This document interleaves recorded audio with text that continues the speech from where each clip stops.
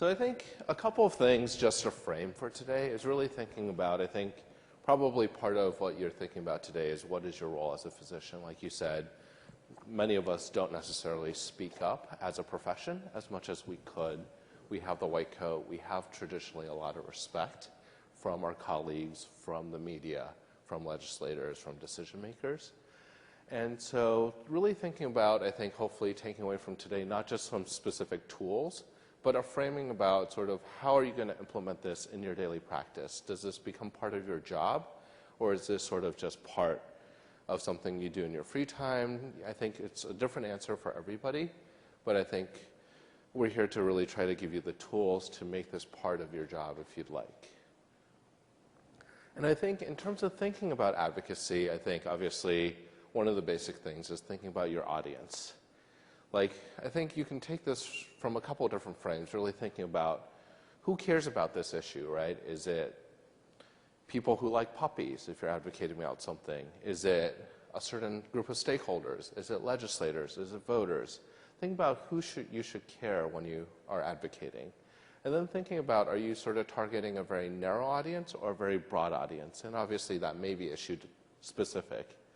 And then thinking about if you're targeting your advocacy, for example, if you're going to Capitol Hill or your local legislator, very different kind of advocacy than if you're going out to the media or appealing to people more broadly and getting them to appeal to their legislators. And then in terms of strategies, I think we're going to go over some of the different strategies you could use today in terms of tools, but really thinking about how to choose how to target. And I think this more as sort of something you set back in the back of your mind as you're framing your work in advocacy.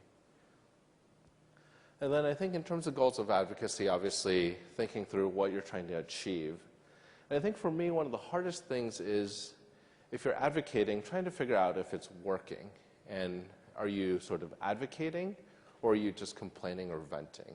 And I think that's a really hard distinction sometimes because policies, some things move really quickly. Other things like gun control, for example, have been on the national stage over and over again. And it almost sometimes feels like we're making no progress. There's a little burst of media attention, a spike of attention when something very bad happens. But then in terms of what actually happens as a result of that is very, very slow. So I think sort of having a framework about thinking about how you assess if you're actually making progress is very important. I don't know if there's any one right answer for that, but I think keeping that in mind so that you don't become frustrated and give up. Because I think having that voice out there as a physician, as an advocate, as an emergency medicine physician is really important. And then thinking about how you move the process, right? Like I think we are all very busy people. Many of you are in academics, many of you are students or residents. We don't have time to spend 24/7 in front of the media, in front of the legislator. So really trying to find partners in the community or even within the profession who are already doing this work and really trying to partner with them so that you can work together with them. So this isn't necessarily your full-time job on an issue. You can really focus yourself when you're most helpful or when you have that capacity to do it, as opposed to having necessarily to be the leader of a movement. Obviously, you could do that as well, but I think that may be challenging for most of us. And then I think thinking about, is this part of your job? I'm going to make the assertion that it should be, but I think how do you make this part of your job is a challenging piece, because obviously in any job, whether it be in private practice or in academics or in government, often it's about the money. It's sort of like if you're applying for a faculty position, it's about how much buy down can you get to do something, right? Whether that be applying for a grant, getting a local health department to pay for part of your salary.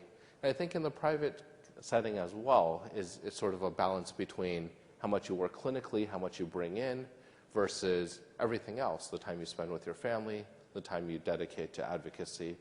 So I think really trying to think about a framework as you advance in your career about how to make this part of your job. And I think there are a lot of people here, you'll hear later today, like Hemal, Maria, others who've really been able to successfully make advocacy part of their job and get that paid for, and it might be good to pick their brains. So I think the last slide I have is just really thinking about expectation management. Like I said, I think we often get activated after an event, something we see, a patient we meet, and then you try to really push really hard, and it feels like nothing's happening. You're like doing all this work, and then eventually, for some reason, things start moving, and then things start moving and changing. So I think that's sort of the big lesson for today is don't go at it alone. Use the tools, hopefully. This is a small community. Please feel free to reach out to any or all of us. We're always happy to chat. And hopefully, we'll be able to work together to make some change about things that we care about. So I'm going to turn it over to him.